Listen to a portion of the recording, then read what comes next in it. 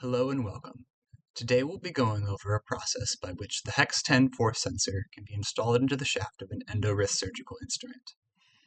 This process allows the EndoWrist to retain all of its range of motion and degrees of freedom, and opens avenues for new and novel research. This process can be completed with a relatively common and inexpensive list of tools and materials, as outlined in the list shown here. This first list outlines tools and materials that can be purchased from manufacturers.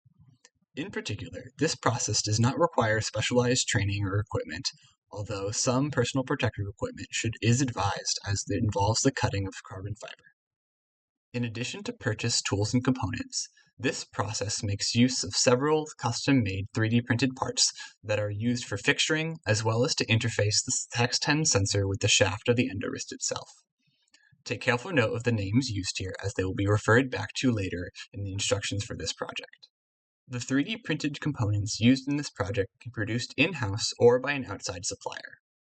The components shown in the above diagram include the fixtures and the cannula that is eventually installed onto the shaft. These parts can be printed out of PLA, PETG, or another related material. PLA was used in this project. The HEX10 interface component is used to connect the HEX10 sensor to the shaft of the EndoWrist. This allows the device to retain its structural integrity. For this project, this device was 3D printed out of aluminum, sourced from an online source called CraftCloud. This video will take you step by step through the process of installing the HEX10 sensor into the EndoWrist instrument. Before we begin, go ahead and refer back to previous sections of this video and make sure that you have collected all of the tools and materials that are required. Once you are ready, we can move on to the first step. Thank you so much for joining me today. Now let's get started. Alright, so for the first step in our process, we're going to go ahead and take a look at the functions of the EndoWrist and then begin our deconstruction process by taking off the outer blue case. So the end effector motions of an EndoWrist, in this case we are working with a Kadir forceps for the Da Vinci S, are driven by these spool interfaces down here that interface with the motors on the robot itself. So we have our roll function here, our wrist pitch function here, and then each of our jaws are in the back. And these control jaw, yaw, and jaw opening. So to take a better look at the functions of our device and begin our deconstruction and modification process, we're going to start with just our medium-sized screwdriver. So this screwdriver just needs to be of the size so that it will fit into this slot here, and then these little blue tabs hold this case on, and so you're just going to push them back and then in. I recommend just kind of putting it on diagonally and pushing the tab backwards and then out. The first time you do this, it will be a little bit stiffer, but then once the plastic becomes a little bit more flexible, it will come out a little bit easier, but still be able to go back on and come off without being damaged too much. Next, we can go ahead and remove our cleaning tube, so we can go ahead and start taking a look at the inner functions of our spools and how everything fits together inside. Now, we can take a closer look at the internal functions of our EndoWrist. We can see that for our three functions here, our wrist, pitch, and then our two jaw functions are controlled by wires that move up through the shaft. And then our roll function is controlled by wires that wrap around a special roll function that we'll take a closer look at in a few minutes here. But first, we can see how these spools are assembled with 2 wires per function, so for a total of 6 wires that through paired action control the back and forth motion of each degree of freedom, or each part of the end effector. So an important thing to take note of now at this point in the process is the final direction of each of these spools. These spools are in 2 parts. We have a top part of the spool and a bottom part. And they each are linked to one of the paired wires that go up into the EndoWrist. And so we notice how they end up facing the same direction, and that's due to the careful calibration of the length of the wires and how tight they are. You can probe with your finger to feel how tight these wires are, and since recreating that tension and that level of calibration is an important part of this process, And then so another way to feel that and just get a sense of the device, just of how it physically fits together, how it works for later reassembly, is to go ahead and if you can put your thumb here and you can move one of the jaw pedals back and forth, you can feel that there's not really any backlash. And so getting that, recreating that level of tension will be important. The next thing we want to go ahead and look at that will become important later is how these wires are attached to these spools. We can see that they're wound around each spool, and then there's a ferrule that's crimped that prevents it from going back through a hole in the spool. And that is a fundamental obstacle that we will get through later. But for now, we can move on to continuing our deconstruction by working on this top piece and getting to our bearings and removing this piece so we can get at our spools and take a closer look. And so our next item of interest is this top plate here. It is latched on the bottom through latches that are accessed through these holes here, and then these little tabs in here, if I can indicate them right there. There's one on either side. But first, the thing we need to take note of is how the spool shafts are crimped on the top. So you can see that they go up through a very small bearing, and then they encounter a very small washer, and then the top of that shaft is crimped. And so that is one of the few items in this disassembly that does require a very minimally destructive process, because there's not a completely non-destructive way to decrimp those shafts and then recrimp them. But we can get this top piece off pretty non-destructively through this method. And so for that, you want to select a drill bit. This is a 5.5 millimeter that has a very obtuse angle here, and is nice and is very sharp and nice and smooth. And so what we're going to be able to do is go in and our goal is to just drill off just that crimped section of the upper shaft assembly. And then, so hopefully we'll be able to remove those bearings and the washers on the top of those shafts, and then this top plate will be able to come off, and then during reassembly, we'll be able to put the bearings back through and the shafts back in, as long as this part of the process is conducted very, very carefully. So the first thing you need to do is get a drill bit. Again, I'm using a 5.5 millimeter, and then a drill for that. You want to set it to a pretty low torque, and get ready to do it very, very slowly and carefully. So this drilling process is a little bit of a delicate operation, but it is pretty easy and straightforward. So again, what we're trying to do is drill down just the crimped part of this top shaft, and just until we can engage with the washer underneath of it, and then so we can just drill off that crimped part, so we can allow the shaft, this top plastic piece to be removed from the top of those shafts. So we want to line up nice and straight,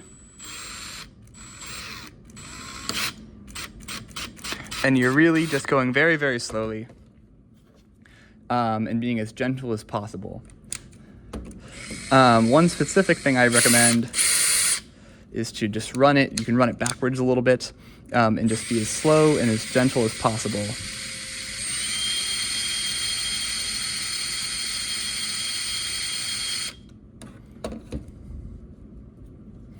And just continuously inspect that tip. You want to keep it nice and clean and not push too hard. Again, we're not trying to drill through anything. We're just removing that crimp. And if you're very non-destructive, we can go ahead and grab our pliers. So we were successful on this one.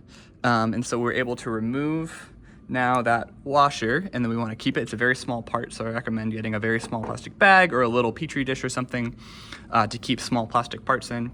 And so now what we've done is we've exposed that bearing, and then we've drilled our shaft non-destructively, so we haven't weakened the shaft at all. It's still able to perform its function. We can see it's a nice clean cut.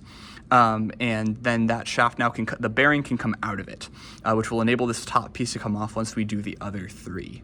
So I'm going to go ahead and do those, and we can speed that part up.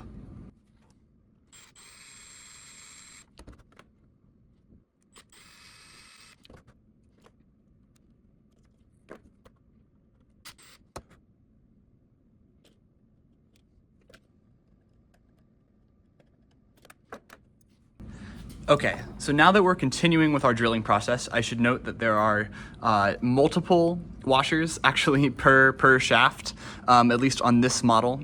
So from this one specifically, you can see this is a completed one where that bearing is exposed and the washers have been removed. You can see I've collected them here. We have 1, 2, 3 washers, and we'd like to keep those intact.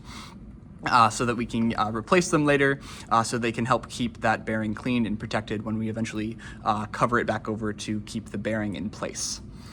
So now we can go ahead and continue with our drilling process. So again, I can demonstrate just going into this second one very carefully. So you want to line up these shafts are hollow. And so you want to be very slow and gentle, as we don't want to damage those bearings.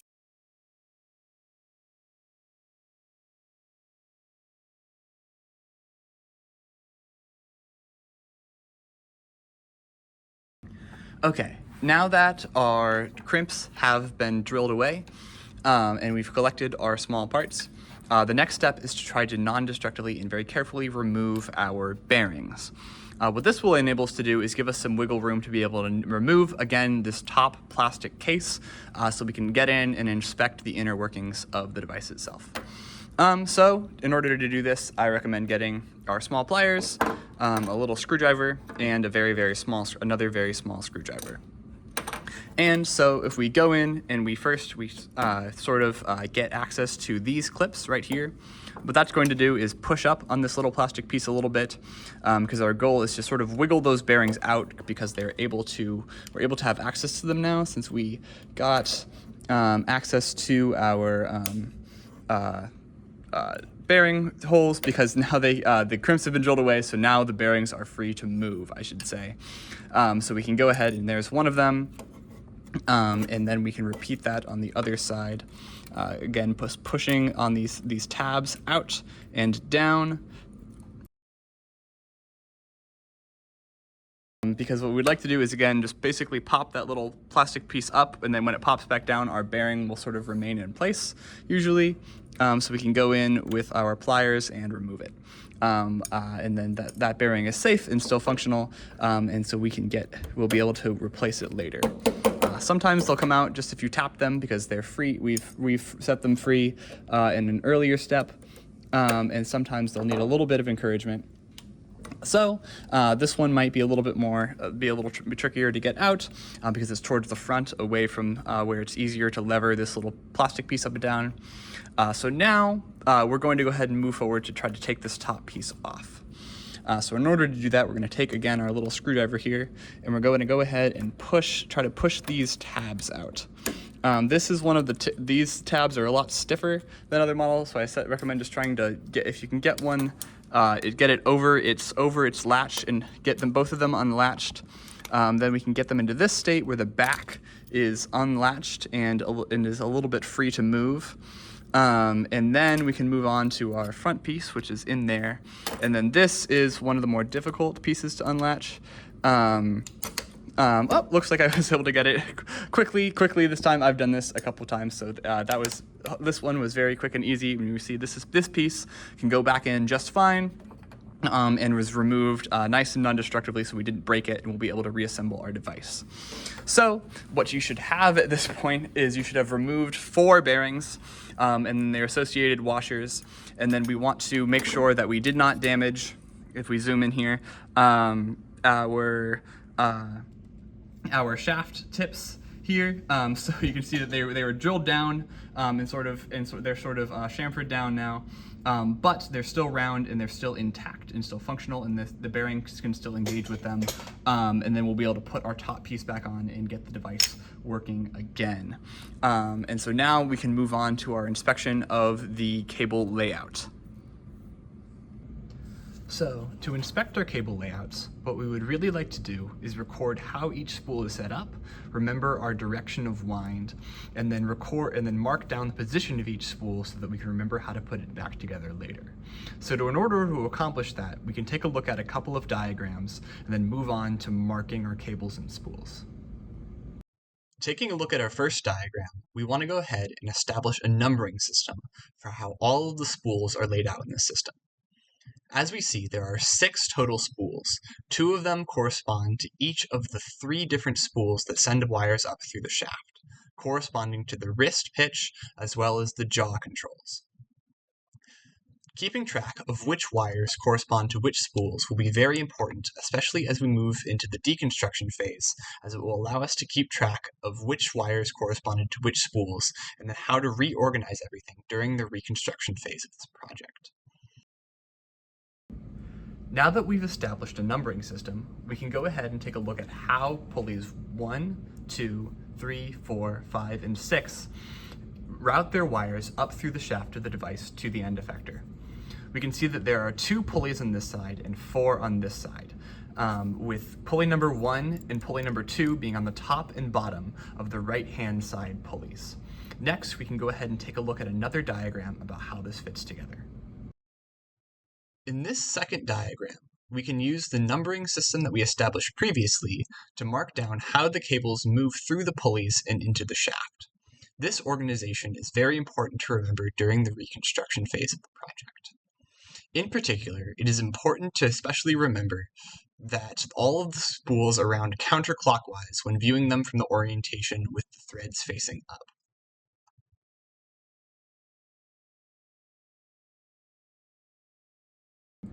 Now that we've made careful record of the organization of cables inside of our device, we can begin with the deconstruction process of the cable system.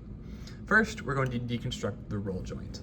It's important to note that this model of EndoWrist uses a cable-actuated roll joint, where other models use this helical gear. This is even easier to disassemble. It can be simply removed vertically once the top plate is off. Moving forward, we need a 2mm Allen wrench.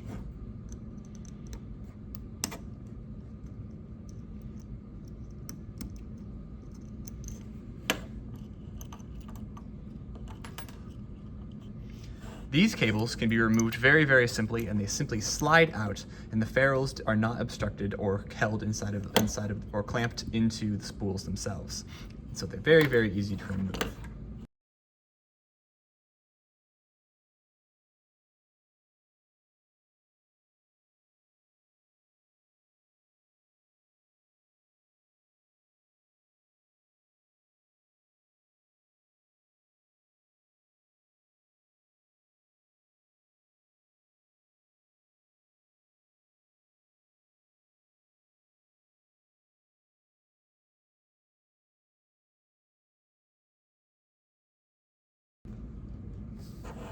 Now, we've reached the phase into the deconstruction where the roll joint is completely removed, and we can remove its motor interface as well.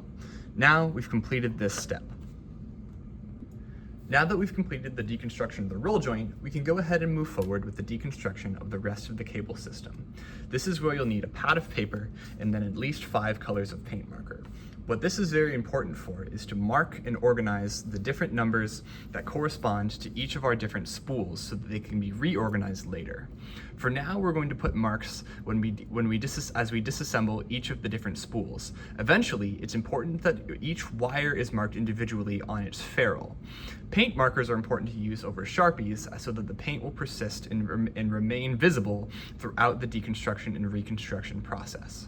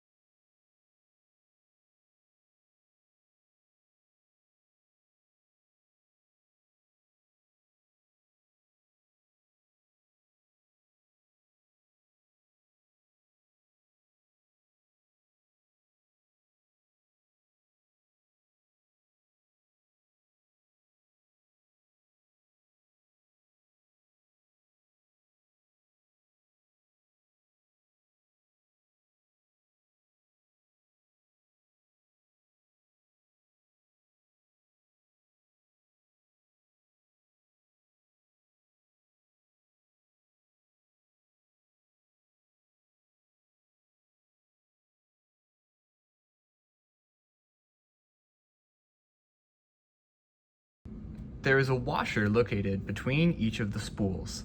Make sure to set this aside in your collection dish.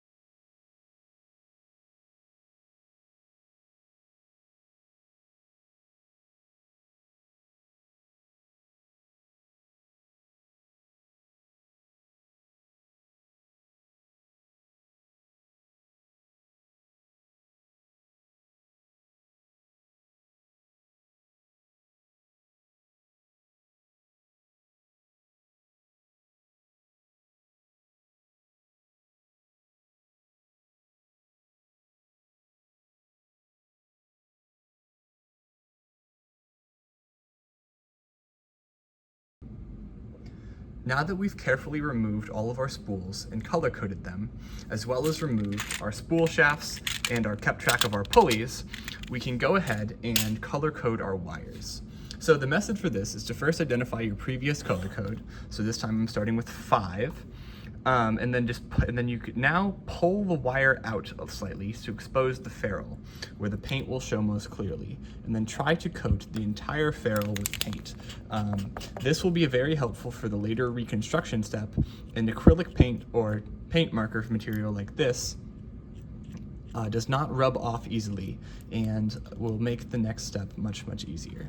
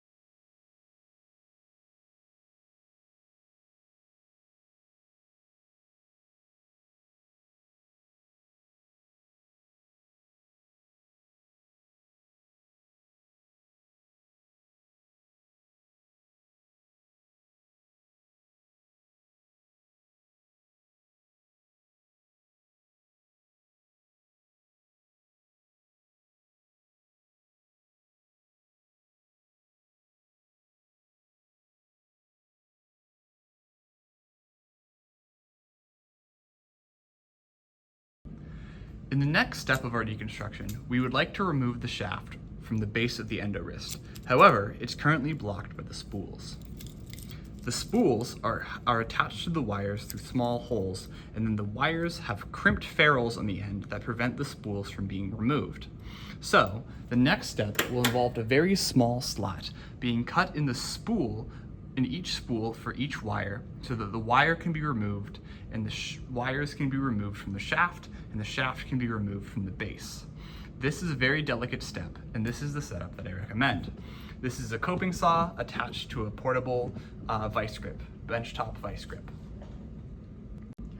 Before we make the cut with our spools with wires, we can first demonstrate on a dummy piece so to show how the cut will work. Essentially, we're trying to put a very small slot into the hole where the wire is held so that the wire can be removed and placed again later during reconstruction. We want this hole to be as thin and as clean as possible, which is why we're using a very thin bladed, or in this case a wire coping saw, to make the cut. First, you would like to line up the hole that the wire goes through as straight as possible on this wire, and then move it back and forward by hand, very gently and slowly, trying to make the cut straight and clean.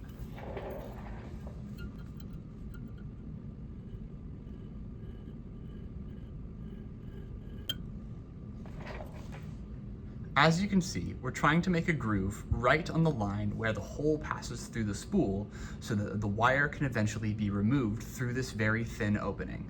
The thinner and cleaner this is, the easier the reconstruction process will be.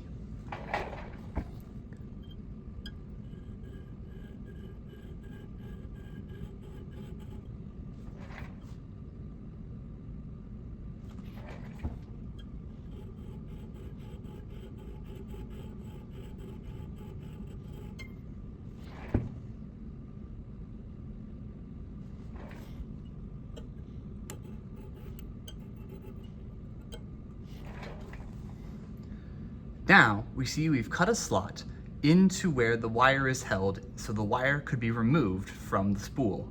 This will also make reconstruction very easy. The thinner this hole can be made and the cleaner the cut can be, the easier it will be to reconstruct later. Now we can move on to doing this with the real assembly. Performing this step with the wire still attached can be somewhat tricky, so let me again reiterate what we're trying to do. We're trying to make a cut in each spool that looks like this, so that the wire can be removed, so that the shaft can be removed from the base of the device. When the wires are here, unlike in our demo, I recommend holding the spools and cutting from the bottom. If we take our wire and we wrap it underneath the spool to expose the piece of metal that we want to cut away, it will make holding and fixturing the device a little bit easier. And then holding with another hand, we want to make a smooth back and forth motion while rotating slightly to evenly cut along the piece of metal we would like to remove. Here we can see how we've marked a straight line between where the wire enters and exits, and we can continue this gentle back and forth motion to complete the cut. It's important to note that using a wire coping saw is better for this maneuver because it really helps avoid cutting or damaging the control wire.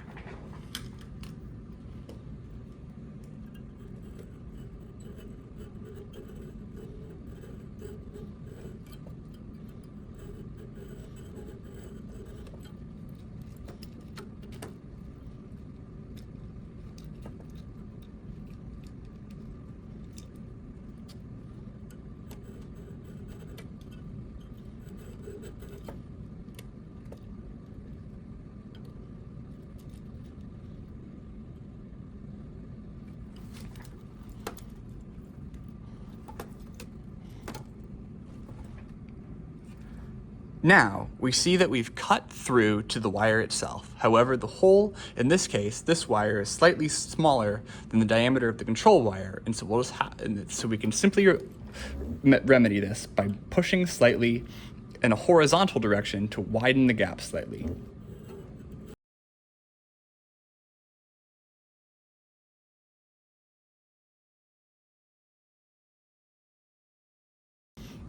And now we can see how the spool has been removed.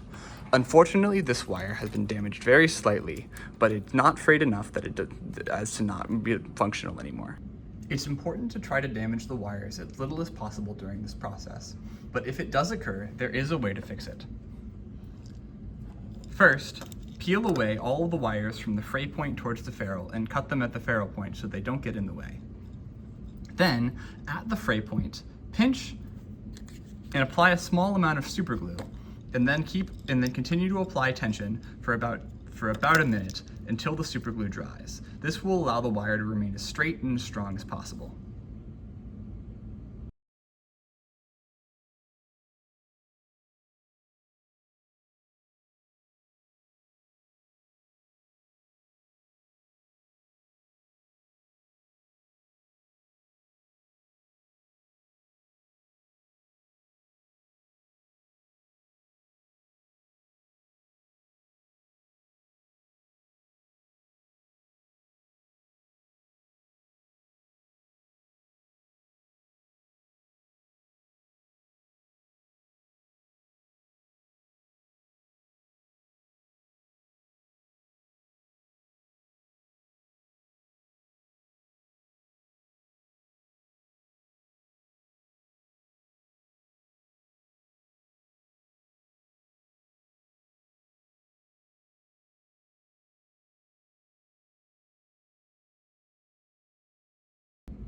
So one of the tricks to doing this properly is moving the wire often.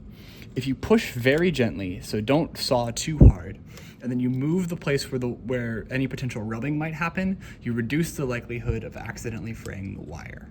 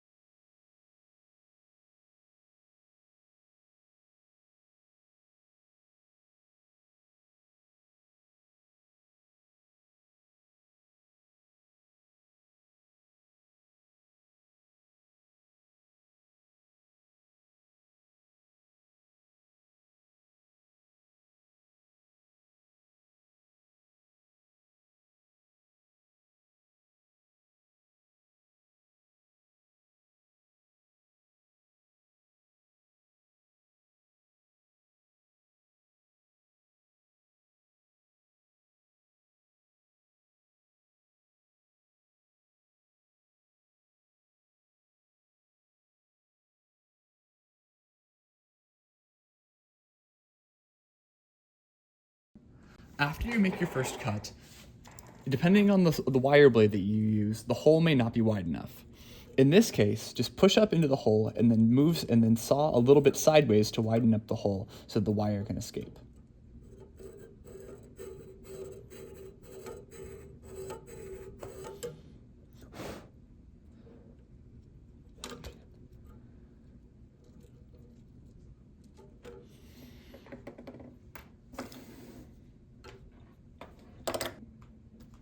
With this step complete, the shaft can now be removed from the base of the EndoWrist.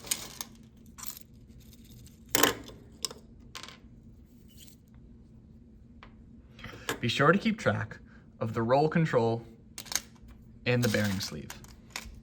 We can now pull on the end of the end effector and remove the control shafts.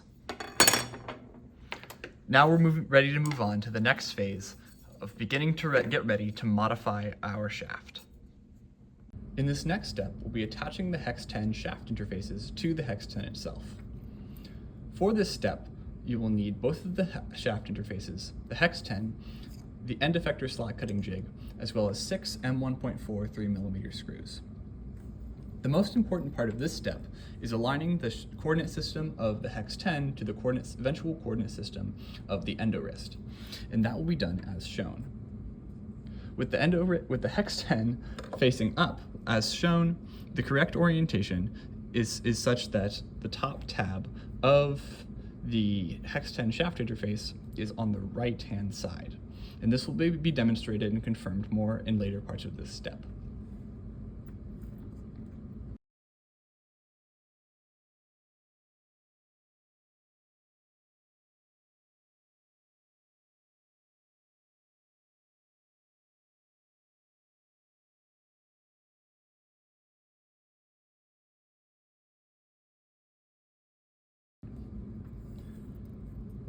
In this step, it's important not to over-tighten the screws. They can just be tightened to hand tightness as to not damage the sensor. Next, we can double check that we've got the correct alignment. Taking the end effector slot cutting jig, we can go ahead and see if it plugs in. We can see that we've got the orientation right. When plugging the top forward, we see that the tab on the HEX10 shaft interface lines up with the slot and the slot cutting jig for the end effector side of the shaft, that is. Next, we can move on to the bottom.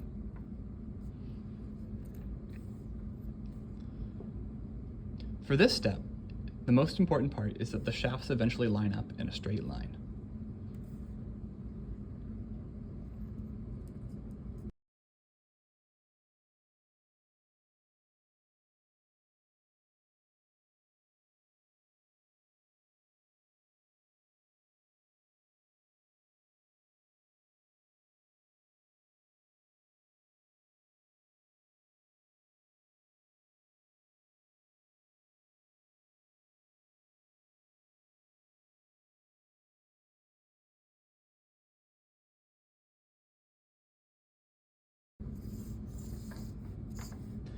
With the back put on, we can double check its alignment by confirming that it's in a straight line. The tabs are in a straight line and that, again, when plugged in to the front HEX10 shaft interface, it plugs into the end effector slot cutting jig, confirming the orientation is correct and the two tabs are in a straight line. Next, we need to take a measurement. Using our digital calipers, we want to know the distance from the top shaft interface to the bottom shaft interface. Note that you should not measure from the tabs or the screw locations, but from the flat sections right here.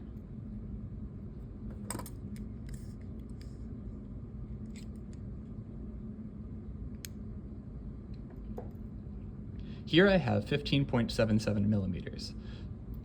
But this should be done for each installation to account for variation.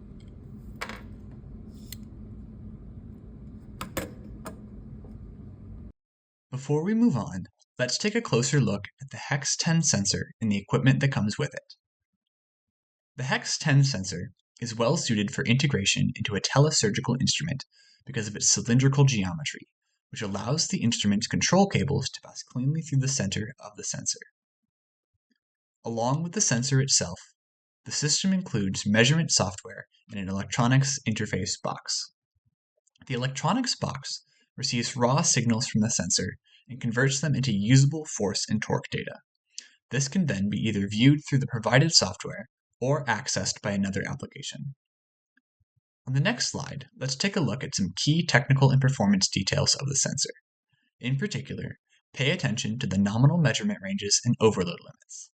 These values will become important later when we calibrate the device and apply pre-tension to the system, and ultimately when the completed instrument is applied to a task. Next, it's time to measure and cut the shaft. There are several materials that are required for this project. First, we need our digital calipers, our wire coping saw, and the shaft of the EndoWrist. We also need some of our 3D printed jigs and fixtures. First, we need our end effector slot cutting jig, as well as our base side slot cutting jig, as well as our horizontal jig. Next, we need our shaft cutting jig, as well as our 2 shaft fixtures. These are all used so that we can end up aligning the coordinate system of the HEX10 with that of the EndoWrist. Now, let's get describing. In this part of the project, you go back to your measurement of the distance we measured on the HEX10 itself. In our case, we measured 15.8 millimeters. In this installation, we want to test installing the HEX10 at a distance of 5 millimeters from the end, which means we describe a mark 5 millimeters and 20.8 millimeters from the end.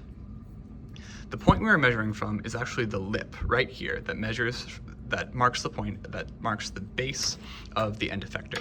So first we can describe those 2 points.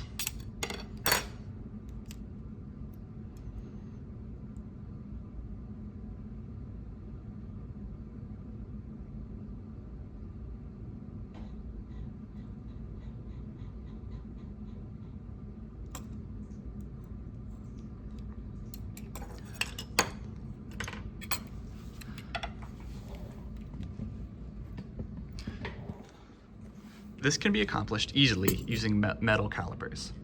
First, align the top part of the caliper with the lip of the shaft of the EndoWrist. Next, push firmly on the bottom jaw of the caliper to make a scribe mark, as shown here. Next, we want to essentially create a dotted line around at this distance.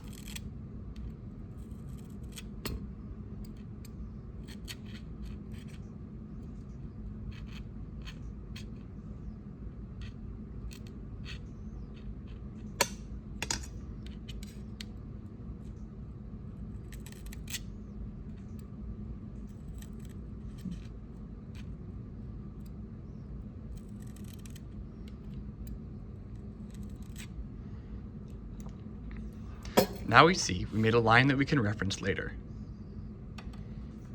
Next, we'll cut the 20.8 millimeter mark at the 20.8 millimeter line.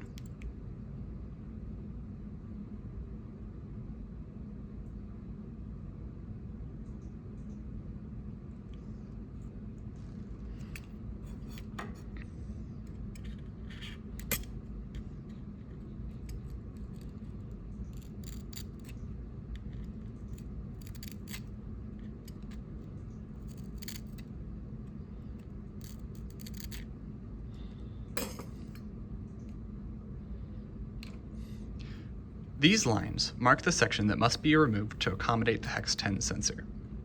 Next, we will move on to the cutting process.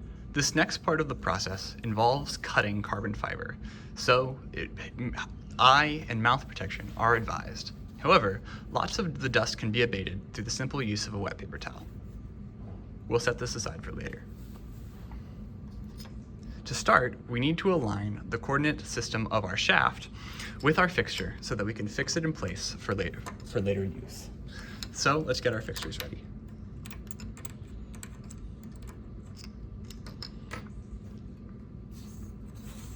Note that on the shaft fixture here, there's a small slot. What this is meant for is for the horizontal jig. The horizontal jig can go on the front of the end effector side of the shaft. and then can be laid just like this so that we have so that the two tabs on the horizontal jig line up with our fixture, thus fixing the shaft in place so that its coordinate system is now lined with the table.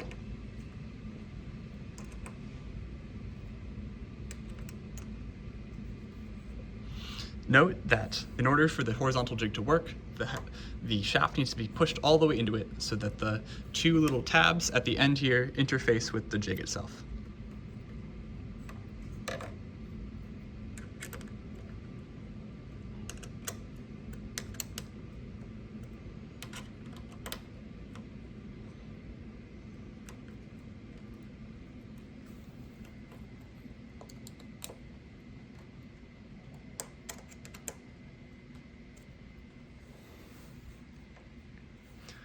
Once the jig is snug, you can do the other fixture.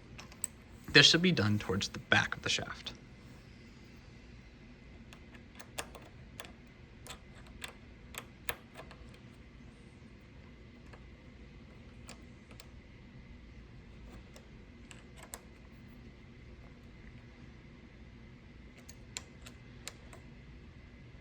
Be especially sure that the rear shaft is now tight, as we will have it be our master fixture and align our coordinate system for the rest of the cutting process. Wiggle the shaft back and forth to be sure that there is no play with firm pressure. With this, we've now aligned the coordinate system of the shaft and of the EndoWrist with our fixturing system so that the rest of this process will work. Now we're going to have the rear fixture be our master fixture and go ahead and remove our front fixture so the cutting process can begin. After loosening, go ahead and remove the horizontal shaft fixture and slide this fixture back a few inches. Next step is cutting. First, we're going to cut our 5mm mark. So go ahead and move the cutting fixture forward, and then what you would want to do is as well as possible, line up the slot in the cutting fixture with the line that we marked.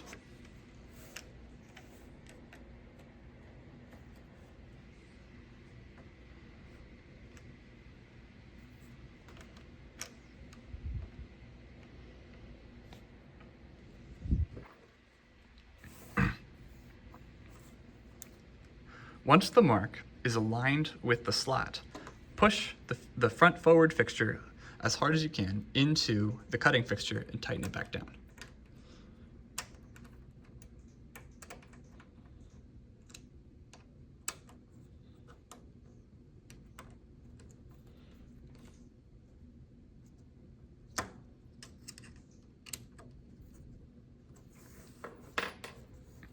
Next, we want to get out our clamp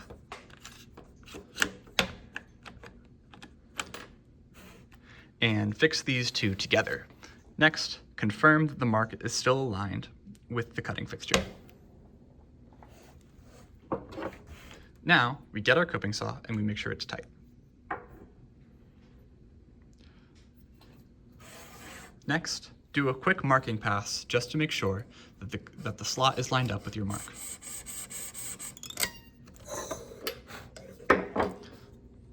Seeing that our slot is well lined up with our mark, we're ready to complete the cut. This is where the mouth and eye protection come in, as well as the wet paper towel. Wetting the surface will reduce future dust, and periodic wiping will reduce the amount of dust that escapes into the air and on the table and potentially gets into the environment.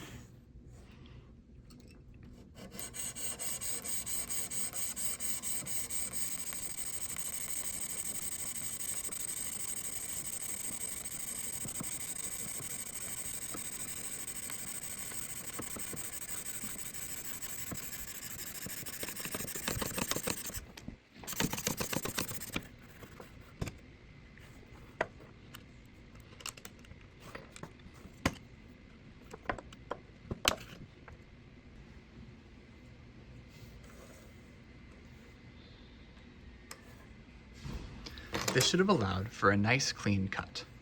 Go ahead and get out the end effector slot cutting jig and push the end effector side piece of the shaft into it until the tip engages with the jig itself.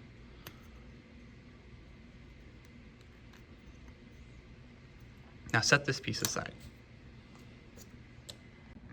Now we're ready to make our next cut. Go ahead and align the cutting jig with the next mark.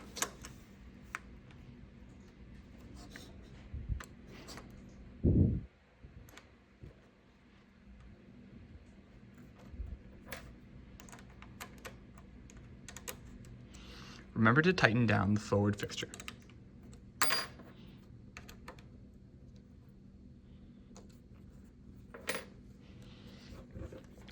And then we install our clamp.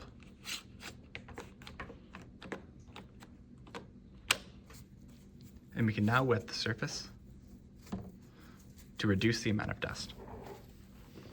And we're ready to make our cut.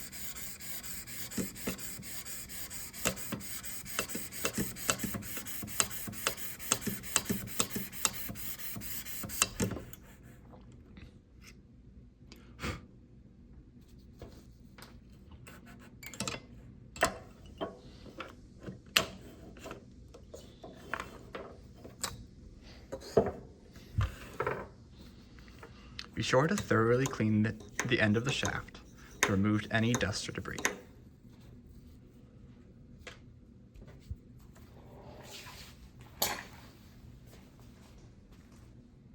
Now, we're ready to begin the slot cutting process. Let's begin with the rear slot. So first, we take out our 30-degree slot cutting fixture and we install it on the end so that it is flush with the end of the new shaft, newly cut shaft.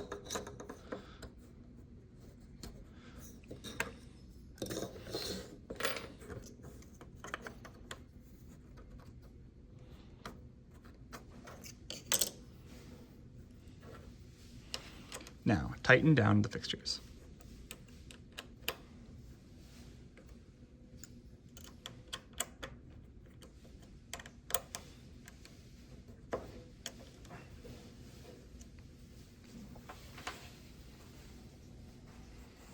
Next, it's best to move to the edge of the table. In this next step, we're attempting to cut a slot. As shown in this shaft, it's what allows the HEX10 shaft interface to resist torque during motion of the DVRK, or the EndoWrist itself.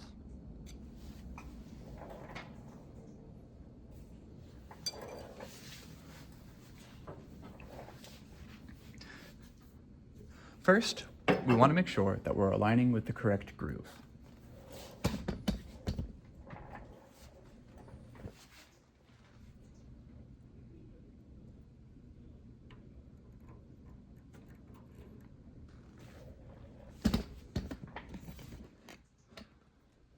With the shaft installed, it's important to remember that with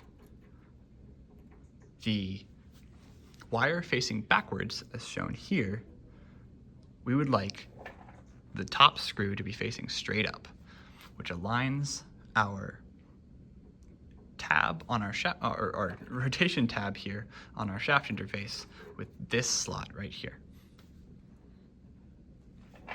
Now that we've made sure we have the right orientation, we can begin our cut.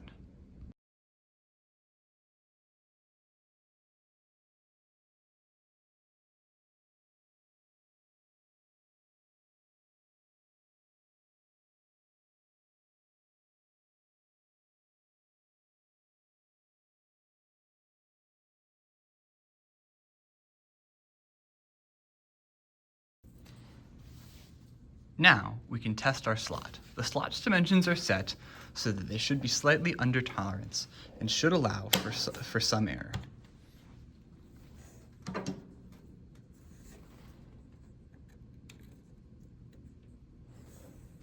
We can see that our HEX10 now fits in, so we can now take a closer look at our slot and check to see if it's fit. After cleaning away the carbon fiber dust with a wet paper towel, we can check the fitment of our slot with the HEX10 interface.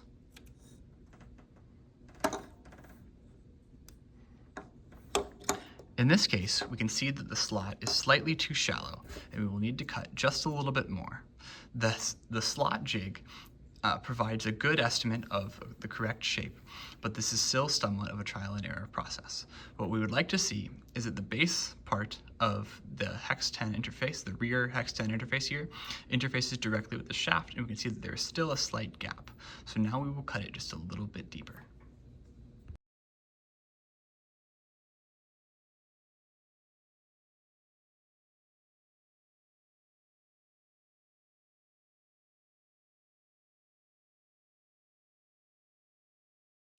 After 2 rounds of cutting and checking, we are now satisfied with the fitment of the HEX10 sensor into the shaft of the EndoWrist. Next, we can move on to cutting the slot for the forward section, the section close to the end effector. Using the end effector shaft cutting jig, this process will be even simpler than the previous step. We simply want to cut out the section shown here so that we can create a matching slot on the front side of the EndoWrist shaft, so the HEX10 sensor can be fully integrated.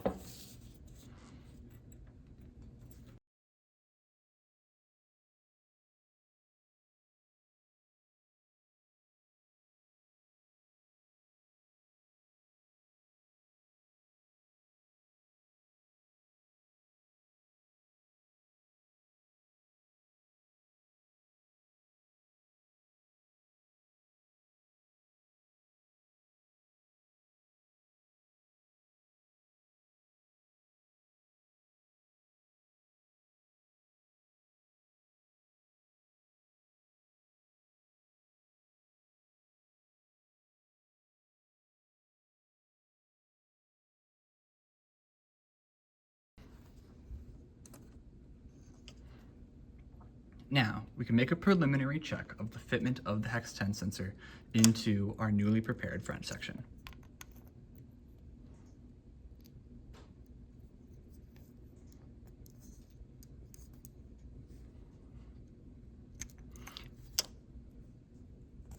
It seems like it's just a little bit tight. We'll cut and shave down the walls just a little bit more. Be sure that when you put it back, you will line it up so that the front section, so that these holes here line up with the tabs inside of the jig.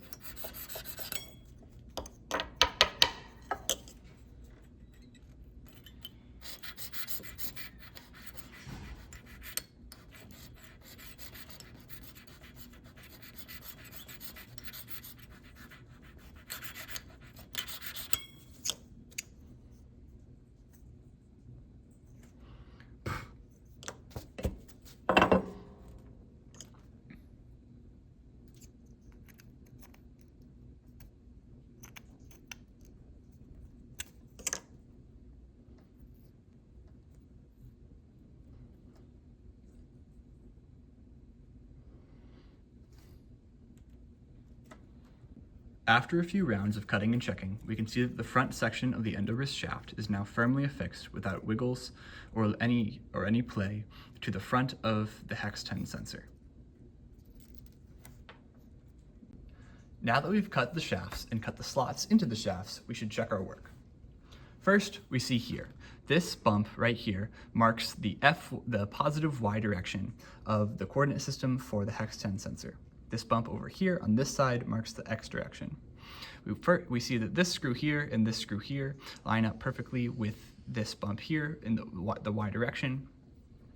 And then we also see that the horizontal line formed by these two slots right here on the front of the EndoWrist shaft are perfectly perpendicular to this line here that marks the FY direction of the HEX10 sensor, meaning that the coordinate system of the HEX10 sensor is now aligned with the coordinate system of the DVRK.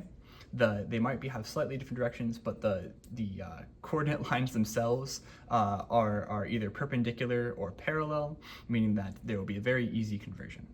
Now, we're ready to begin the reconstruction phase of the project.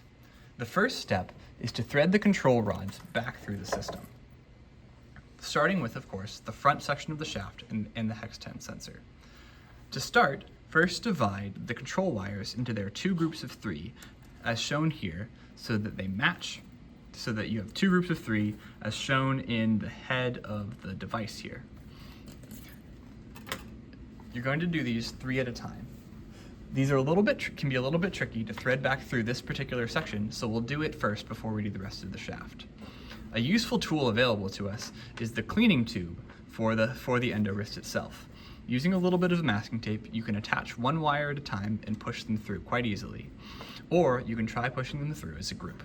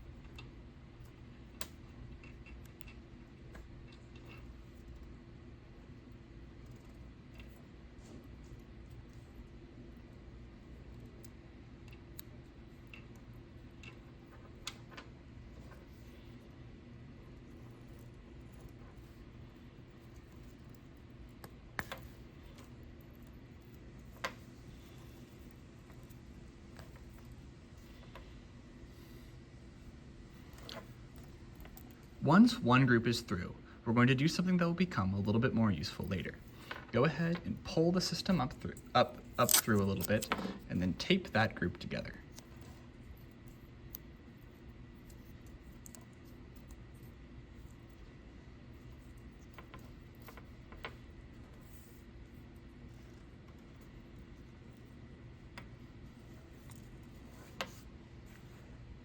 Now we can start on the next group.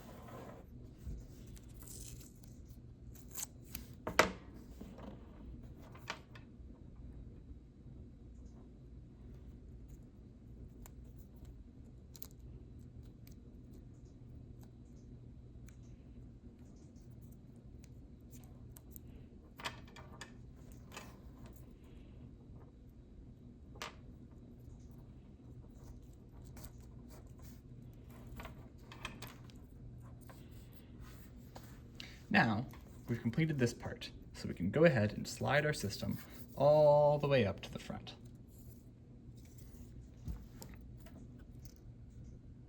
It's worth noting that we can go ahead and plug in our front section into the head correctly now. Looking at an unmodified EndoWrist, it's difficult to tell the top from the bottom. However, looking at the bottom of the shaft, we see that there's an indent on this particular shaft for the jaw, and there isn't one on this side, as shown right there. So we know that the wire is on the bottom, and so we put our unindented side up, and we face our wire away from it, and we plug in, and we'll put a little piece of masking tape to hold this in position.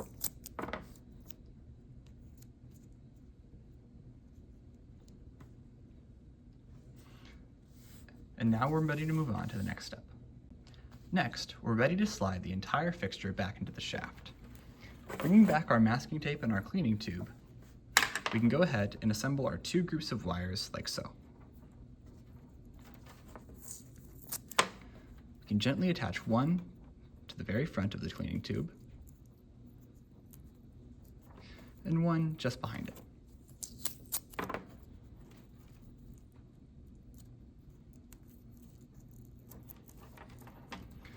This section of the shaft is much larger, so it should be pretty easy to get everything back through.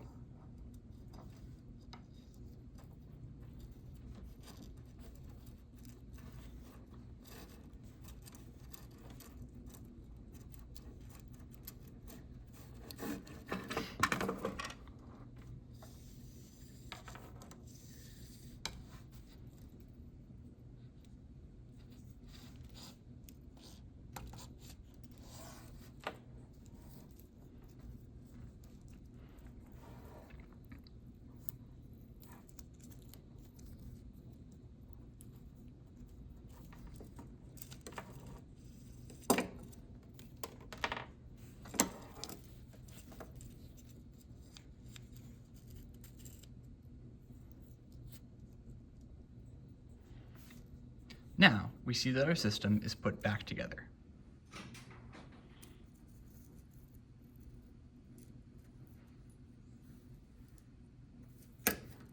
Once the system is fully reassembled, we want to go ahead and interface the slot with the tab on the HEX10 interface. The important thing to know is that this slot in the rear of the EndoWrist shaft, it should be parallel with the FY direction on our HEX10. In other words, if we take a look at the screw here, we want to make sure it's pointing up just like the slot here. Seeing that this is true, we can go ahead and apply some masking tape to hold the whole system in place until we reassemble.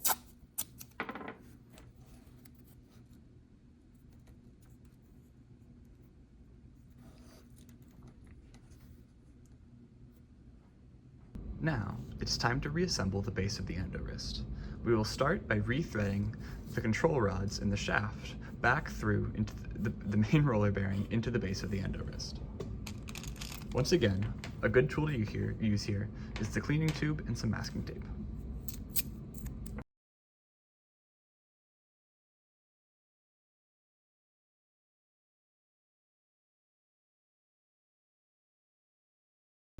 This done, now we can put the interface for the roll control back on.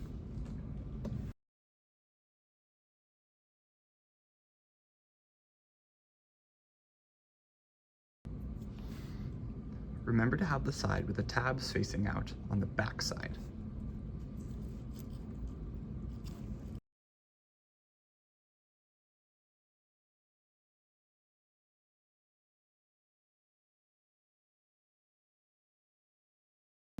With this complete, we can double check our orientation, since at this point it's very important.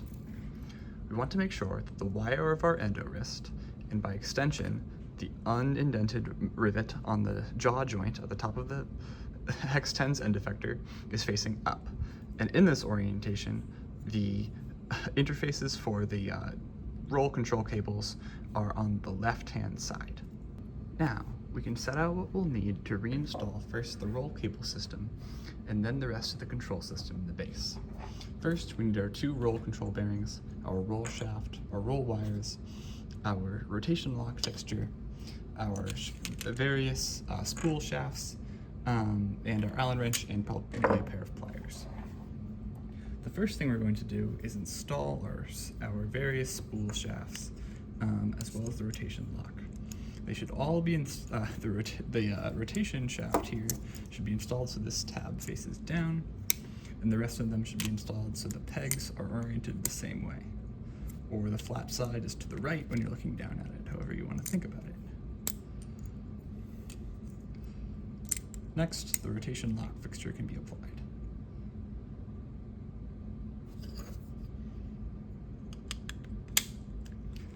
Now, this piece can be attached with masking tape.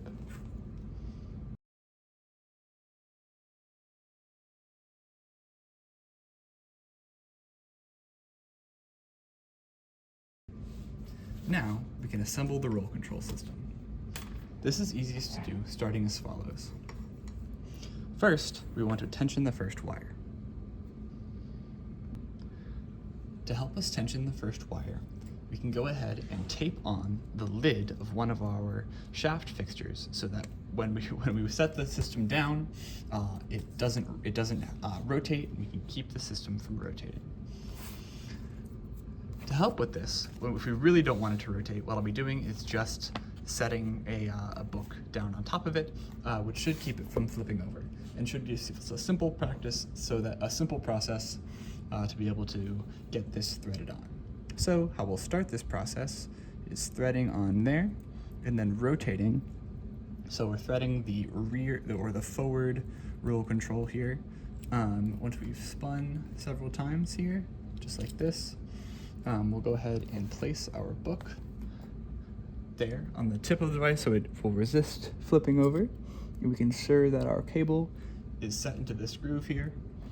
And then once that's set, we can go ahead and take our roll control here, and then we will go ahead and tension it put the cable into its slot. We'll want to make sure that's actually all the way open with our Allen wrench. And now we can go ahead and tighten that cable onto that spool.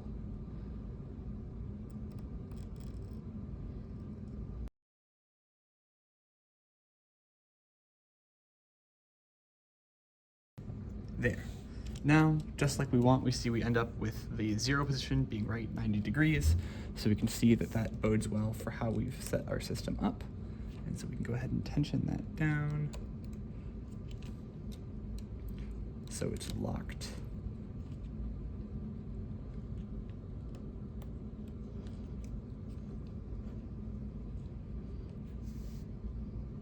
Onto its shaft, just like that. Now it's time to do the other side. Since this we're keeping the shaft on purpose from rotating now, what we'd like to do is do the next part without spinning the shaft, but that should be easier since it's on the forward side. So this one goes over from the top. So we'll go ahead and slide our cable under just like this, and go ahead and lock our piece in just like that.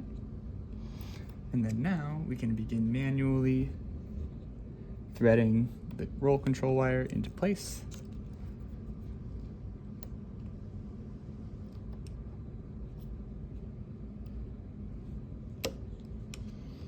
Until we are satisfied with its placement and position. Then it's placed firmly into that groove. Next, we can go ahead and grab our roll control spool, thread it. Again, make sure that it's all the way open. And go ahead and begin tightening it. There's a groove on the roll control spools. I want to make sure it goes in, and then remember that in this case our Allen keys are in the middle, so it goes on just like this. And again, we're satisfied this looks very much like, referring back to our diagrams, where the Allen wrench keys were to begin with, which means that we're doing a good job putting it back together because the cable lengths and ultimate positions are matching. And also we remember that we've installed our rotation lock, which means that this is zeroed in its final position. Good. Now we can check that there's no play there and double check the tightness of all of our Allen wrenches, or hex socket head cap screws that are in our spools, I should say. And then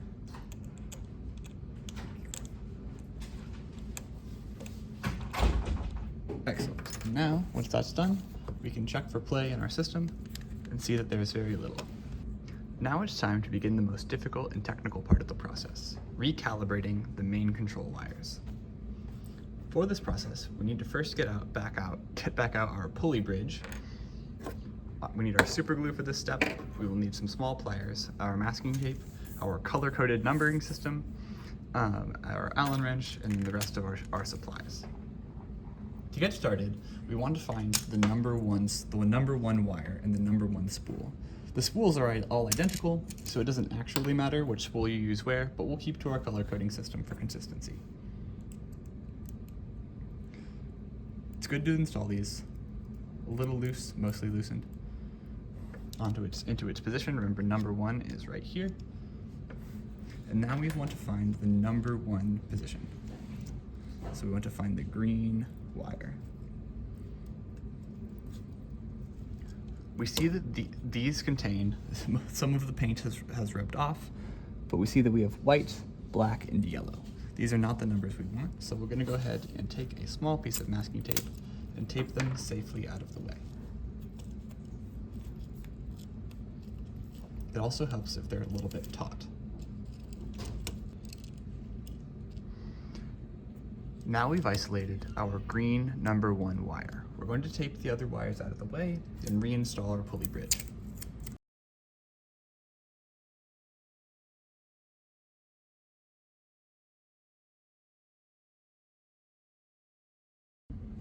Before we recalibrate and retension all of our spools, we first need to glue them in place. So now that we've found our green wire and our green spool, we can now glue them together. This is a very important part of the process, and the firmer this joint is, the least likely will have to be redone later, and it will make the system stronger and more able to act like the original system. So we'll take our super glue, and then we will find our joint. We remember our direction of wrap, and we see here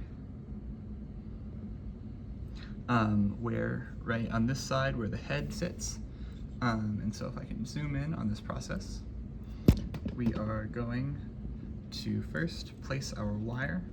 We can lift and apply gentle tension. The wire into place just like that, and that is how we would like it to sit. And then it's this position where we are essentially holding the head in the correct position right here. The wire is firmly seated, and then ideally it's just up vertically like this, so the base is sort of hanging and applying tension. That is how our position we will hold it in while we glue. And we're going to want to hold it there for about a minute and a half.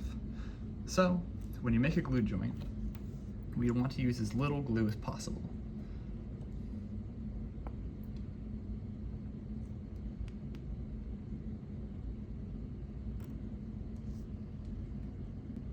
So on our super glue, we want to prepare a bead of super glue, a little smaller than that. Just a very, very small amount. And then we want to come in to our position and apply a very, very small amount of super glue right into the hole. And then we want to wipe away any that gets into the threads. That's very important. And then we're ready to apply our wire. So, raising our wire up, we send it into the joint that's been filled with glue. Remember, we hold tension and we hold our head in this position, and then we wait here for about a minute and a half. Once our glue has dried for a minute and a half, we will apply a very, very small amount right on top, again into the joint, to apply a little bit of to create a little bit of a sealing coat to help keep that wire in there.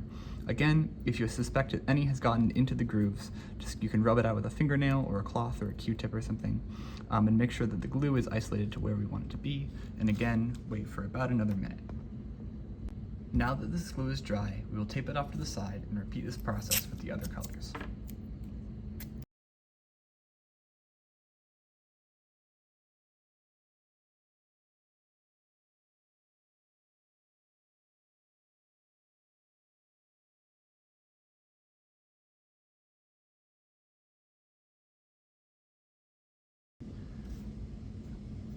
Additionally, the use of a long nose flexible pipette nozzle will make the process of gluing somewhat more easy and accurate.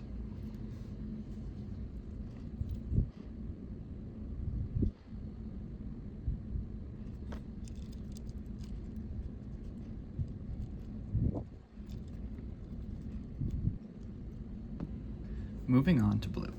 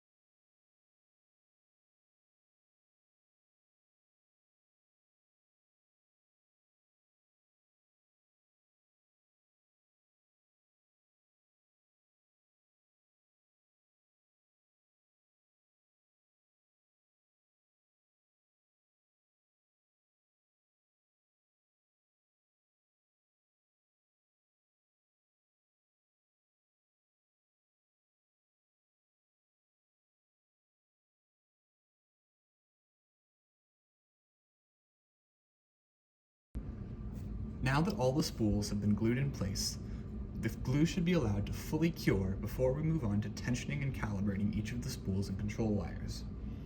This should be a period of about 6 to 8 hours. For now, we're going to have another look at our diagram so we remember how all of the spools are wired and how the directions of wrap and how everything is put together. Taking a look at our diagram that was shown previously, we want to remember our numbering system and note this down for further use in the rest of the recalibration and reassembly process. The direction of wrap should be pretty easy to remember since it is always away from the ferrule, a process that will make more sense as we keep going. Alright, now that the glue has been allowed to dry, let's get started reinstalling our spools. We're going to start with our number tool spool in the bottom position on our pitch control. First, we're going to tape everything out of the way, and then we can begin the rewrapping process.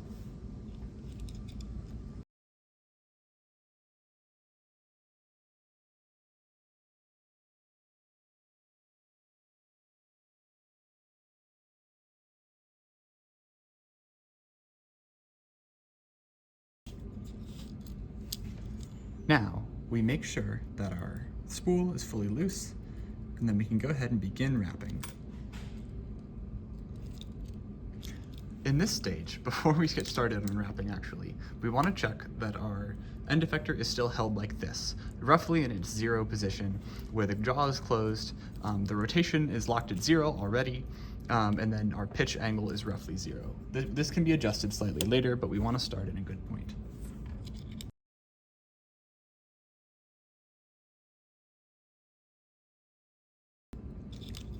Now, we need to make sure that our wire goes into our pulley system, just like so.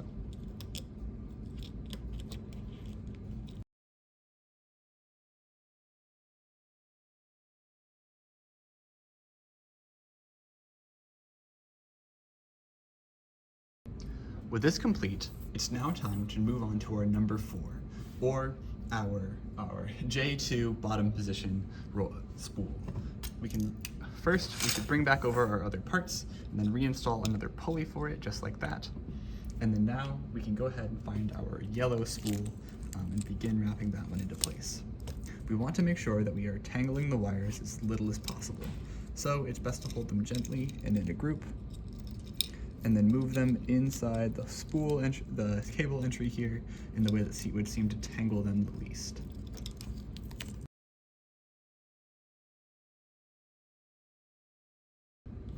We remember that we are always wrapping away from the ferrule. Or in this case, in the direction that the wire points, as shown right here. Not in the direction the ferrule is pointing, but away from the ferrule.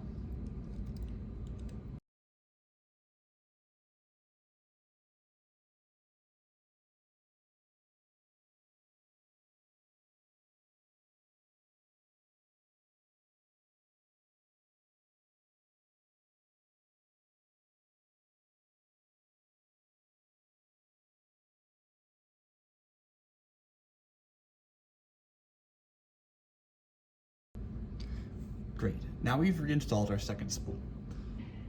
The next spool that we're going to install is our number 3 spool. This is because we're going in the order of the pulleys on this side. So we can see we've installed another pulley on the rack here, or on the shaft of our bridge here, I should say.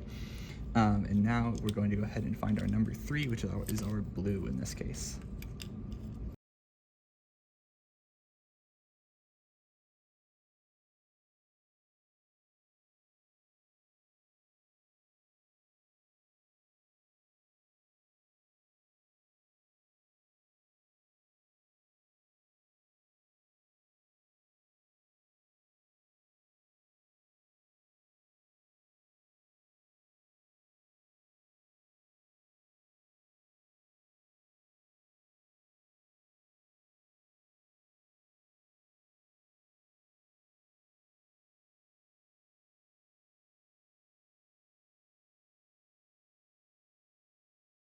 Fourth in order, we will apply our number 1 spool.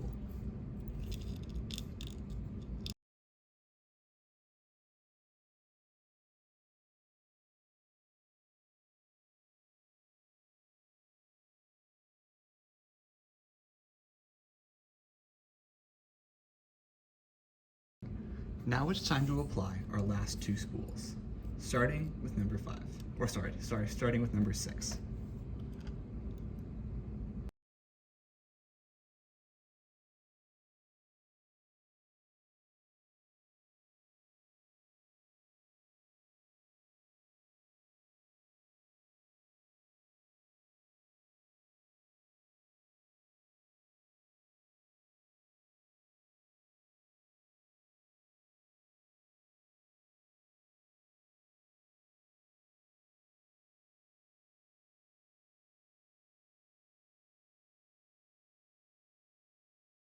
Now, we can attach our last spool, spool number 5.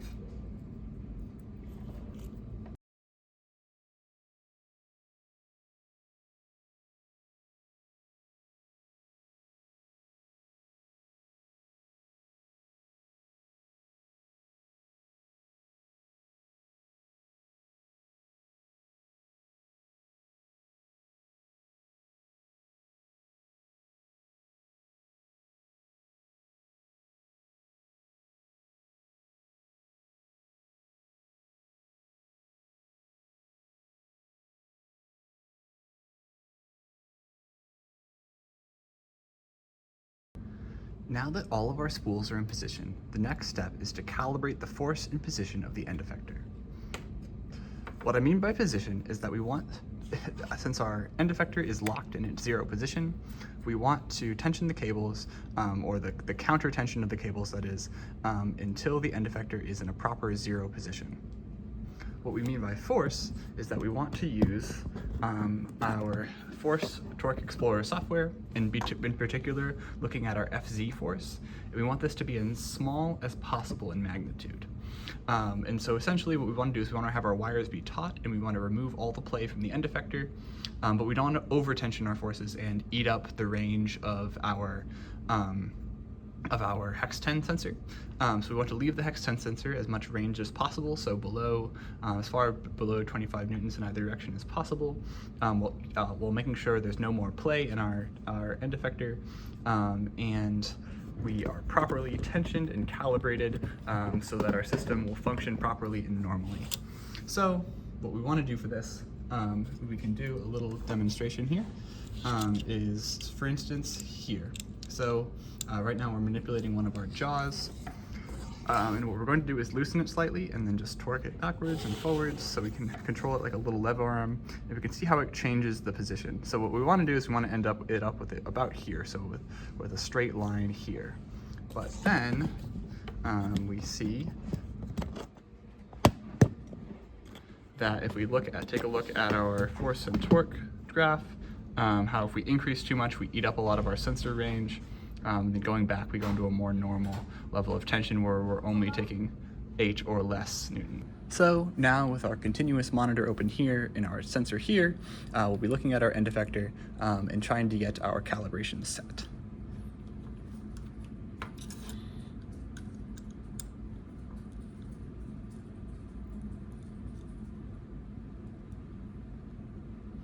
So essentially what we want to do is we want to loosen one cable until it doesn't go up anymore, until our force doesn't reduce in magnitude anymore. And now we know that that's sort of the minimum tension. And so then we want to get to sort of get to our zero position in tension, so that where we see that we're not affecting our graph too much, so we're not over tensioned, but in this case our jaw or our dimension of movement is not being affected too much. So for our jaw here, we see that we are now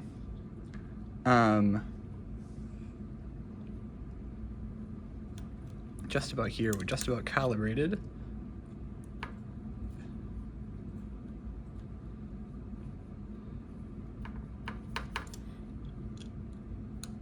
Okay, so we see that our force is still going up, so we're going to give it a little bit more that direction and then eat up that looseness with this side here.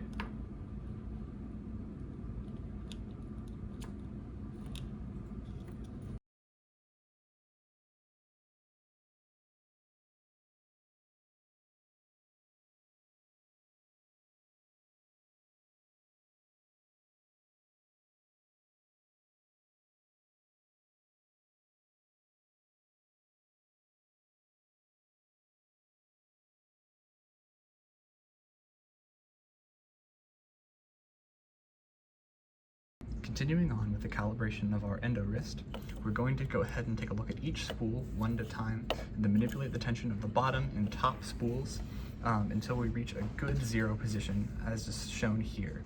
So a good zero position is where both jaws are closed but not squeezed, and our pitch angle here is straight, just shown just like this. And then of course, as before, our roll angle is zeroed correctly.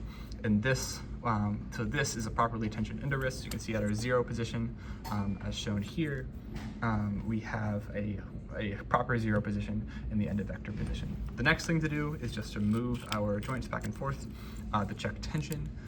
We want to make sure that each axis can move freely, and we want to make sure that there's no bumps, no clicks that would indicate that there's something wrong with the orientation of the cables. So this one is free and clear and properly tensioned, and so we can move on to the final step of assembly. With our EndoWrist properly calibrated, it's time for final assembly.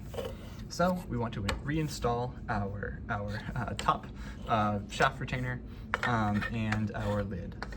So first we want to make sure that our pulley, the bridge is going to be pulled slightly forward in its base position just because there's nothing anchoring it on the top. So getting this into position can be a little bit of a trick. So a piece I recommend having is if you have an Allen wrench or maybe a screwdriver, and you'll end up wanting to push it forward a little bit. But before we get to that, so first what we're going to do is we're going to position our top gray piece just like this, and then the first thing we want to line up is our pulley bridge right here before we get to our bearings and our spools. So in order to do that, what we're going to do is we're going to get out a screwdriver. So getting out our screwdriver and our top piece here, the next thing we're actually going to do is reattach our rotation lock to the bottom here. And then we'll want to take out our Allen wrench, and what we'd like to do is loosen essentially now that we know our zero position, we're going to loosen each one of our top pieces here, and then go ahead and loosen it about a quarter turn here. And what that will do is give us enough slack here to push this bridge into place, hopefully. And so, without spilling, hopefully, your things here, we can go ahead and reattach our top piece. So to do this, we don't want to put our bearings in yet. That will be in a minute. So first we're going to line up these pieces here and then go ahead and push down. And the next thing we want to do is make sure our shafts are lined up with their holes. And so now what we get to is we can use our screwdriver here and push it back inside.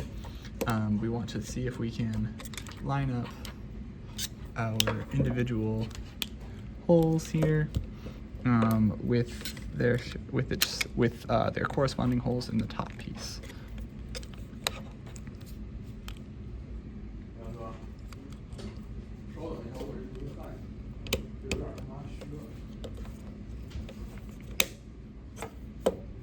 Now that we were able to attach our top gray piece, one of our last steps is to replace our bearings here. So with a little bit of slack that we added in each of our spools, the top spool I should say, we just want to go ahead and just push with gentle pressure here each of our spool bearings into place.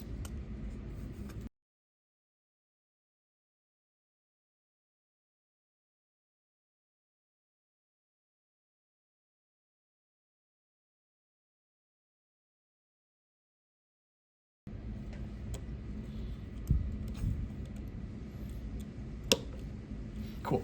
Now that all of our bearings are in place, we're just going to go ahead and tighten our top spools back down until we reach our zero position again.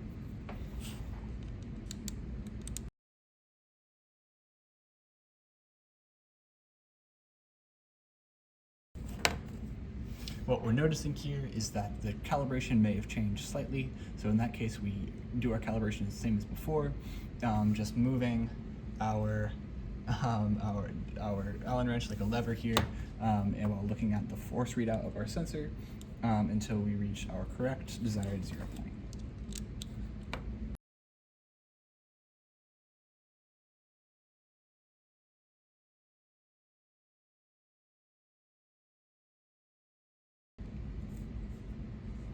So we see here that we've reached a desired 0 point with our rotation lock still attached, which means that we're now ready for our last step, or our last few steps here. So as one of our last steps, we want to make sure these bearings don't come out. If this is a permanent application, a little bit of glue is okay, but in order for this to be able to maybe be disassembled and reassembled later, and maybe be changed and experimented with, we're going to make this a temporary assembly. So we can go ahead and replace our washers here.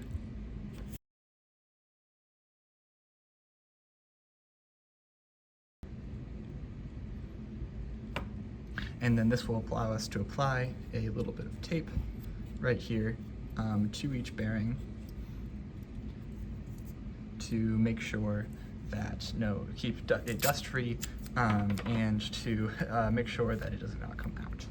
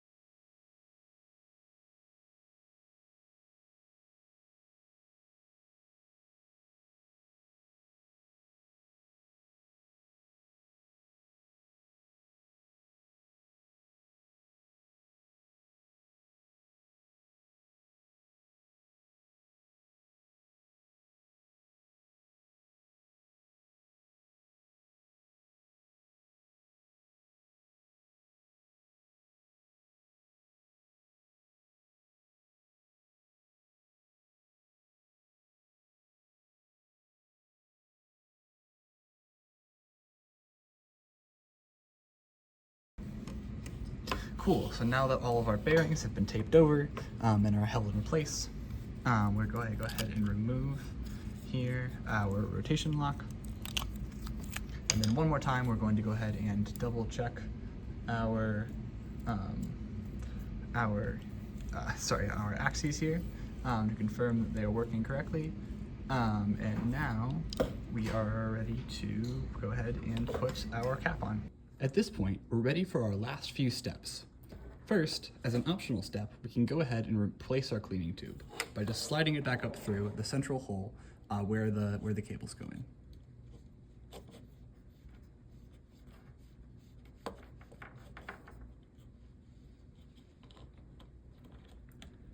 Next, remember to reinstall the release tabs.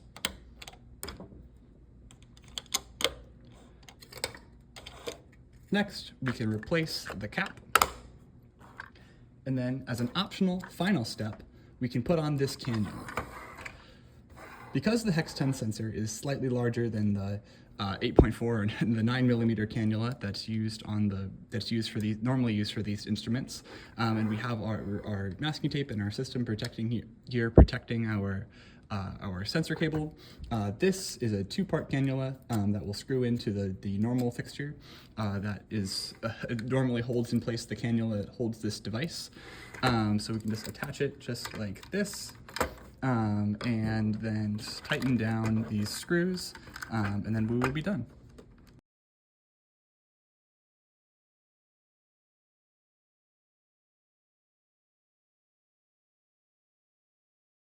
And now we're done. We have a fully functional EndoWrist with a 6-axis forks and torque sensor installed 5mm from the end effector that can be installed on any normal DaVinci or DVRK system, and provide lots of gateways to all sorts of cool, new, and novel research and opportunity. Thank you very much for watching.